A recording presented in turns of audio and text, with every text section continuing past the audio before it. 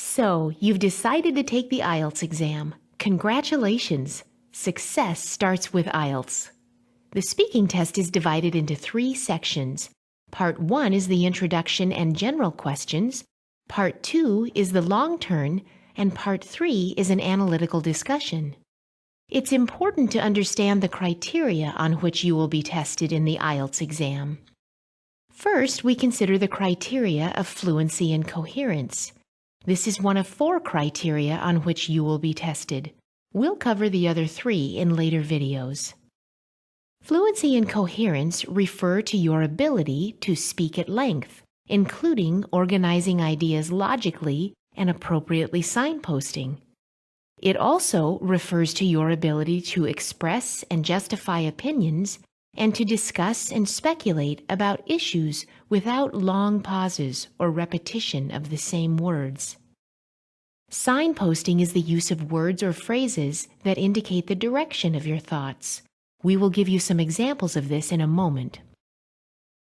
Many students try memorizing large portions of speech to repeat during the speaking test, but this can add unnecessary stress and sound unnatural.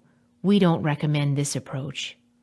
Here are a few tips to improve your speaking test performance. As you are speaking about a topic, build on your point of view by adding a few details. For example, if the question is, "What do you do?" rather than responding with, "I am a teacher," you might expand this to, "I have been a high school mathematics teacher in New York for over 5 years." For Part 2 of the test, use the bullet points on the task card to help you structure your long turn and make notes in the 1 minute that's given using key words. In Part 3 particularly, it is important to develop your answers and to speak at length. You can do this by thinking of reasons, effects, comparisons, supporting examples, and personal experience.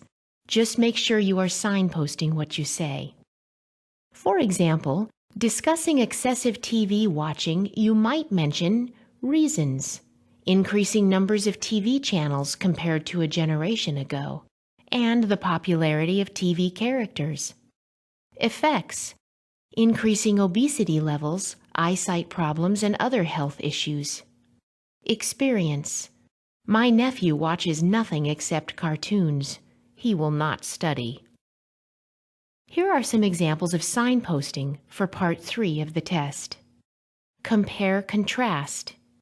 In my view, there are 2 main differences. Responding to a point. Yes, I agree because, or I'm not sure I agree with that. You see, speculating on the future.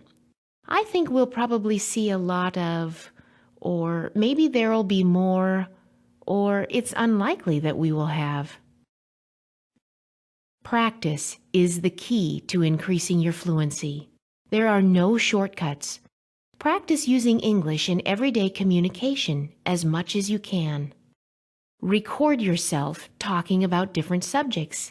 Then play it back and listen for linking expressions, hesitation, words you may be repeating, and times when your speech is slow. This will help improve your fluency. The assessment criteria is the only thing on which you will be tested.